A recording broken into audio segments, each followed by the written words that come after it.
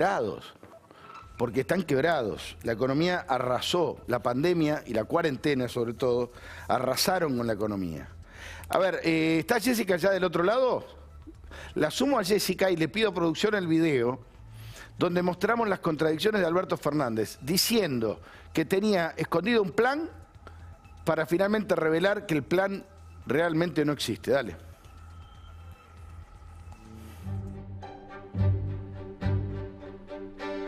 La economía está parada acá y está parada en el mundo. ¿Qué decisiones ha tomado en beneficio de las industrias o de la economía? Hemos dictado un sinfín de medidas. Cuando dije, no, bueno, se enamoró de la cuarentena. No me enamoré de la cuarentena, tengo un plan de 5 etapas. Nosotros con Martín pensamos un plan para la Argentina, que es un plan macroeconómico. Nosotros tenemos obviamente el plan para el día después. Y el plan para el día después es un plan de fuerte reactivación de la economía. Y sí, está claro que estamos pensando en las medidas post-pandemia. Estamos trabajando con el equipo económico en organizar una serie de medidas post-plan. He escuchado hablar a muchos con impaciencia de la necesidad de atender la economía. A todos nosotros la economía nos preocupa mucho. Veían la nota del Financial Times, ¿no? Honestamente, no creo en tener un plan económico, dijo Alberto Fernández. La sumamos ya a Jessy. Hola, Jessy. Buenas tardes. Hola, Tato, ¿cómo va? Bueno, a ver, ¿qué repercusiones sobre esto? ¿Por qué dice esto Alberto Fernández? Lo confiesa en realidad, ¿no? Porque veníamos hablando hace mucho tiempo de que no se veía que tuviera un plan. Sí, esto fue una constante en el gobierno. Antes incluso del coronavirus, decía que no contaba el plan porque estaba en plena negociación con los acreedores y que lo principal era resolver el tema de la deuda, que lo que fue pasando fue que se fue postergando cada vez más y sigue de hecho aún la negociación con novedades todo el tiempo. Ahora, lo cierto, si uno va a los hechos concretos, es que una vez que arranca el coronavirus en la Argentina, lo que hace el gobierno es administrar la emergencia y dictar medidas específicamente relacionadas con contener la situación social en medio del aislamiento. Esto fue lo que se hizo, básicamente.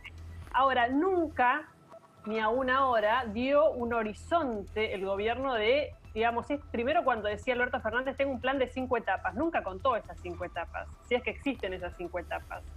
Sí, lo que te puedo decir es que, por ejemplo, el fin de semana se trabajó específicamente sobre 60 medidas, esto dicen en el gobierno, que no es que las van a llevar adelante, sino que empezaron a delinear posibles medidas para los próximos meses, en lo que denominan es una especie de plan, aunque no le guste la palabra plan a Alberto Fernández, pero una especie de hoja de ruta o de programa para después de la pandemia. Ahora, en los hechos concretos, no se sabe específicamente qué es lo que está sobre la mesa del gobierno y mucho menos qué es lo que va a hacer. Vos sabés que hoy a la mañana, Jessica, lo escuchaba a nuestro compañero Willy Cohen, compañero acá y en Radio Mitre, diciendo que las declaraciones de Alberto Fernández, y lo sumo a Willy querido, gracias por estar ahí y darnos unos minutos, las declaraciones de Alberto, decía Willy, las van a leer los acreedores argentinos. Los que tienen bonos de la deuda argentina. Y claro, y un rato después, hace unos minutos nada más, 3 de esos grupos de acreedores rechazaron la oferta argentina. Yo dije, esto lo anticipó Willy. ¿Cómo anda, Willy? ¿Qué tal? ¿Qué tal? ¿Cómo estás, Tato? Un beso grande. Hola, Jessica. ¿Cómo están todos por allí? Willy, ¿qué tal? Escuchame una cosa. Primero, comentame cómo... A ver, ¿realmente crees que los acreedores se sienten impactados por declaraciones así de Alberto? Bueno, yo diría que no era necesario, digamos, que el presidente le confesara en alguna medida, te diría, en un acto de honestidad que yo hace mucho que no veo, digamos, en un jefe de Estado, la verdad, ¿no? Es decir, no era necesario que Alberto Fernández le dijera que realmente no cree en los planes económicos, porque tampoco este presidente cree en los equipos económicos. Y eso sí que es una diferencia importante, por lo menos con Néstor Kirchner, de la primera época. Es decir, no te olvides que Néstor Kirchner enfrentó una crisis que era mucho menor que la crisis que tenemos ahora, Sí. con un equipo económico liderado por Roberto Labaña, Claro. con un acuerdo con el Fondo Monetario Internacional, con un ajuste fiscal brutal que en parte lo había hecho ya Eduardo Duhalde, pero que lo mantuvo bastante Néstor Kirchner, te diría, durante los primeros años. La soja ayudó, pero empezó a ayudar un poco después. Es cierto que Kirchner recibió un dólar mucho más alto que el de Alberto Fernández, aunque, digamos, todo depende qué dólar tomemos, ¿no? El dólar de 120 pesos es un dólar, yo te diría, pasado de rosca en la Argentina, que hoy incluso el blue se fue arriba de 130, porque me parece que incorpora toda una incertidumbre política que, por supuesto, está presente en la Argentina, y en alguna medida te diría que los acreedores ya sabían que Argentina estaba sin un plan económico consistente, pero están en un tire y afloje para en alguna medida anotar en los balances algún grado de acuerdo que les permita seguir en el juego, digamos, financiero, pero no mucho más. Argentina lo que necesita es un programa, digamos, de medidas económicas coherentes, políticas, financieras, que recompongan la confianza, que además sean adoptadas por un equipo de gobierno que recomponga la confianza, que haga bajar el riesgo país y que en criollo signifique que los argentinos empecemos a vender dólares. Es decir, esto se va a recomponer y de esta crisis vamos a salir cuando se recomponga la confianza y los argentinos vendan los dólares. Lamentablemente el gobierno está haciendo todo lo contrario. El gobierno sigue, digamos, con la antigüedad, casi te diría más antiguo el plan económico de Alberto que el de Cristina de Kicillof. Alberto la está superando, te diría, en antigüedad económica a Cristina, ¿no? En materia de cepo cambiario, se han estado, digamos, trabando cuentas en dólares de gente que tiene $1.500 en una caja de ahorro. Es decir, este tipo de cosas realmente hacía muchos años que no pasaban en la Argentina, no tiene ningún sentido. Todos los economistas profesionales de izquierda a derecha están todos recomendando que se libere el dólar financiero, que se aliente el ingreso de dólares a la Argentina, y la verdad que eso es lo que realmente tendría que ocurrir. Todo lo demás, bueno, es el, digamos, el declaracionismo, y bueno, el presidente además da muchos reportajes, por supuesto. Willy, a mí por suerte, además. Yo decía, me impresiona, porque cuando alguien quiere ser presidente, se supone que quiere serlo porque quiere transformar el país o tiene un proyecto de país. A mí me impacta que no esté esto, ni en Alberto ni en Cristina, porque uno no lo escucha de parte de nadie del gobierno. Es muy llamativo, ¿no? Ahí tengo un cirigo, Jessica seguro nos va a ayudar, pero digamos, yo creo que Cristina sí tiene un proyecto político. No, pero una cosa, claro. Una cosa es proyecto político. No solo Cristina, Pero bueno, pero ese proyecto político es un proyecto que también tiene una idea, digamos, de un país mucho más estatista, mucho más intervencionista, más parecido a lo que transmite Axel Kicillof, es decir, digamos, un país donde el Estado, digamos, toma mucho más rol en lo que es la actividad, digamos, productiva, en la planificación, por supuesto, en la cantidad de gente que depende del Estado. Hay un proyecto ahí, me parece muy claro, por supuesto, digamos, desde mi punto de vista, sin ninguna posibilidad de éxito. Claro, inviable. O sea, Cristina, no te olvides que Cristina ya fue al fracaso político con la idea de el estatismo extremo, que fue el periodo 2013, 2014, 2015. A Cristina le costó, en definitiva, derrotas electorales. Por eso llama tanto la atención que Alberto no haya traído algo un poquito más moderno en ese sentido, que era lo que en alguna medida tal vez más se esperaba de Alberto Fernández. Claro. No sé si tanto la parte política, pero que el modelo económico de Alberto fuera, digamos, Cristina plus, eso la verdad que ha sido un disgusto, te diría, para todo el mundo. Por supuesto, después de eso le cayó la pandemia, y la dificultad que tiene Argentina para levantar las cuarentenas. Lamentablemente Argentina tuvo que administrar la pandemia con las precariedades que todos sabemos que tiene Argentina, no solamente en materia económica, en materia sanitaria, el conurbano, los conurbanos, en fin, todo lo que conocemos. Pero eso, por supuesto, agravó mucho las cosas y desde luego, bueno, tienta a muchos a creer que la solución es más Estado, ¿no? Yo quiero recordar que al presidente, digamos, el último presidente que no quiso enfrentar el problema del gigantismo estatal, que fue Mauricio Macri, y bueno, no le fue bien con la economía. Y si no te va bien con la economía, no podés recomponer poder político, no hay nada que hacer.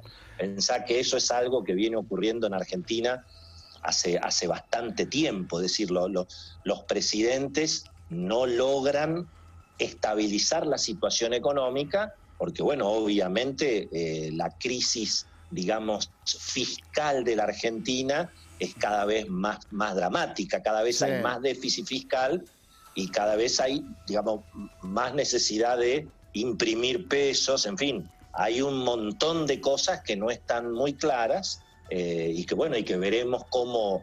Yo creo que hoy el gobierno se tiene que encargar del IFE, del ATP y de que, digamos, no tengamos una explosión inflacionaria a fin de año. Eso también es todo lo que yo le pediría al gobierno, digamos, ¿no? Que ya es bastante, digamos, que ya es bastante. Por supuesto, para eso hay que evitar el default. Bueno, es decir, si no se evita el default, eso te iba a preguntar, y le pregunto a Jessica también. Hoy 3 grupos de acreedores, los más importantes, rechazan la oferta argentina, que Alberto dice que ya es la última. Además, bueno, siempre dicen que es la última. Esto obviamente que agrava la situación. ¿Estamos más cerca del default hoy, a partir de lo que pasó hace un ratito? A ver, la escuchamos un poco a Jessy y después vamos con Willy.